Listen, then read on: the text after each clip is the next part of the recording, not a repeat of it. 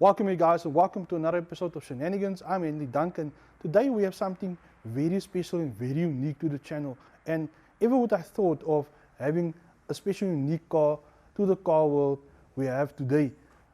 Backdate 19 years when Paul Walker and Vin Diesel were basically in a video, The Fast and the Furious, that were renowned all over the world, whereby he said, I'll get you a car, and he brought a Supra, and they made it so fast that it beat a Ferrari from a stop street, whereby they diced a quarter mile. And the Toyota Supra went crazy after that. The guys were modding it, and now we basically have the 2020 version of the Supra, the unique front lights, how the car is set aside and how the car looks, and just the aerodynamics on the car, and basically the sections of the car. This is not a Ferrari or a Lamborghini, but it's more affordable, and for what you get, it's really a heck of a car. So yeah guys, just stay tuned.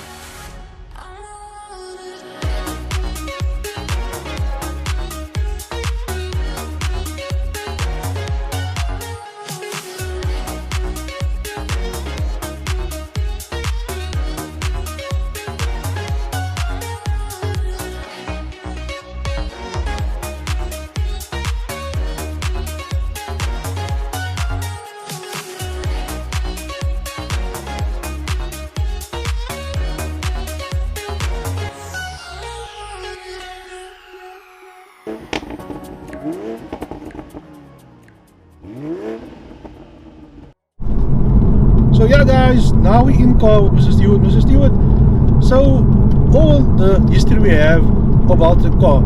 So tell us more about like the gearbox of the car and just the overall feel inside of the car.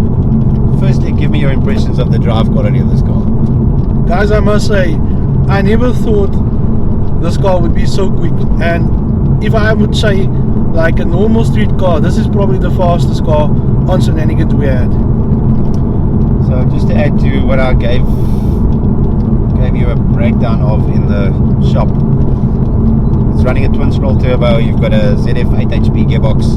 This gearbox is not a BMW gearbox. Yeah. You've already felt how smooth it is. Yeah. And it's used by Aston Martin, Bentley, obviously BMW, Yeah.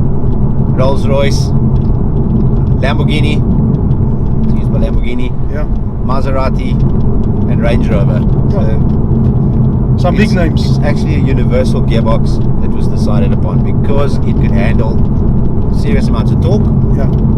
and because of how quickly it downshifts and upshifts. Yeah. Although it's got a manual mode, I'm not a big fan of using it in manual mode. I'm not a big manual mode man. It's just so quick in automatic that I don't feel that you would ever need to actually drive the vehicle in manual. Paddle shift, so you do have the paddles on the steering wheel. Yeah. But in general, as a driver's car, I think this car scores top marks.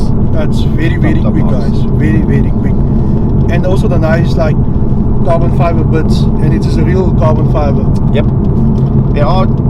There's two things that I miss from the previous Supra. Yeah. Although this vehicle is a hardtop, the chassis itself was designed to support a soft top as well. Yes. So I know with the Mark IV you can actually literally remove the roof, Yeah. put it in the boot, and I think for $1 million I would have loved to have been able to take the roof off. Yeah. But unfortunately, because of the Japs chasing rigidity in the Yeah. body, this idea was obviously scrapped. thrown out. Yeah. In terms of how the car drives It's very smooth. as a daily driver, it is very smooth. Yeah. But due to the dorsal being so wide, getting in and out of this car Yeah. every single day is going to be a pain. Yeah. So I would have to say that this car is probably a third or a fourth car, and you would buy it and drive it on the weekends. The Sunday, take it for a cruise. It's not a Sunday cruise car, but you could definitely take it on a Sunday and go cruising with it. Yeah, and this car will basically put a big smile on your face, because why? Absolutely. When you basically put your foot down in this car. It's a real monster, and I know this car gets a lot of hate, but guys, when I'm sitting in this car now and I can experience basically what this car is all about, there's no doubt in my mind this is a unique car and it's a very fast car. Absolutely a driver's car.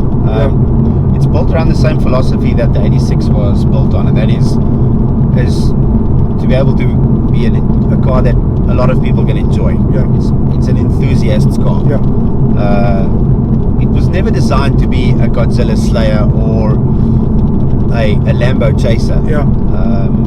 You know, for literally a quarter of the price, you have supercar-like performance. Yes. You know, in the States, people are obviously a lot more critical about these cars. Yeah.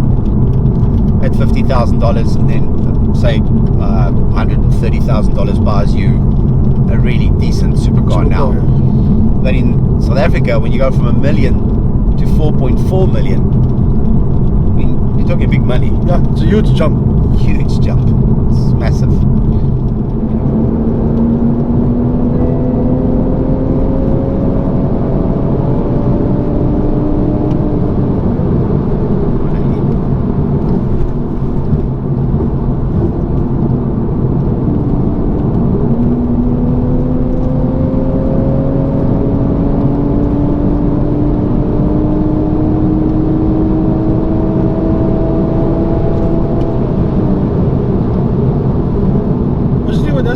It's a real rocket, because when you basically do acceleration like that, and it feels very stable on the road, very stable. And I the mean, most important thing to focus on with a car like this is not straight line speed and not how fast the car is, yeah, but it revolves more around the sheer enjoyment of the car. Yeah. And that is what I think most people that are criticizing the car on the internet seem to be missing. Yeah. You know, you ask 5 Porsche owners, I don't even think I know 5 Porsche owners, you ask Porsche owners how many times they've driven 300 kilometers an hour in their car, and they'll probably tell you 2, maybe 3 times. Yeah. So even though the car can do 262 kilometers an hour, yeah, that's not the point of the car. I mean, we're driving now at a leisurely 100 kilometers an hour, yeah, in what ideally should be a car that was never intended to be built, should never have been built. yeah. So just to get back to the whole Paul Walker thing, you know, this car lives in the shadow of the Fast and the Furious. You have people going on the internet, downloading a video clip of the Toyota Supra, 1,000 horsepower, going around the Fuji track. It's a slight banked right, and the tires are lit. Yeah.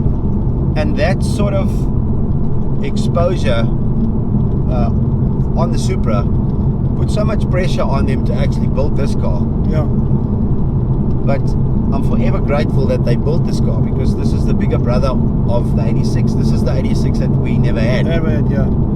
You're sitting on staggered tires. You've got 10Js at the back, 9Js at the front. Yeah. So it does tend to understeer a little bit, but as you saw now when we came around the corner, I mean, it sticks to the road like a little remote control car. I mean, so overall, my impressions of the car, I love the damn thing. We don't get enough seat time. Yeah.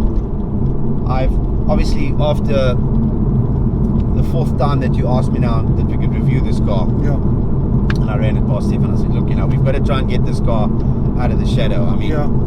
it is such a marvelous car. Yeah. And will it be an icon car like the Mark IV? I don't know.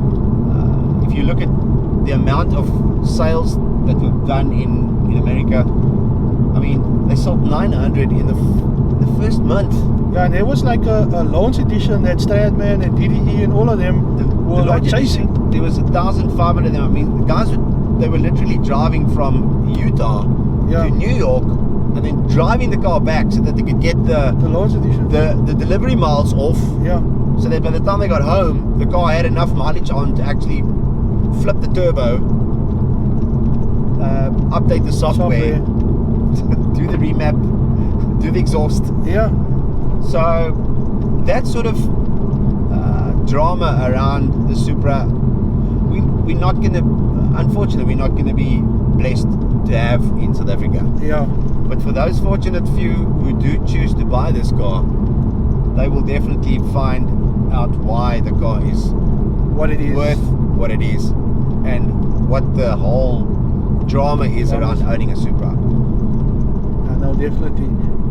So yeah, guys, that is just what the Toyota is all about, and basically the insides and outs and some of the history that we went through and how the car sounds. So yeah, guys, just stay tuned.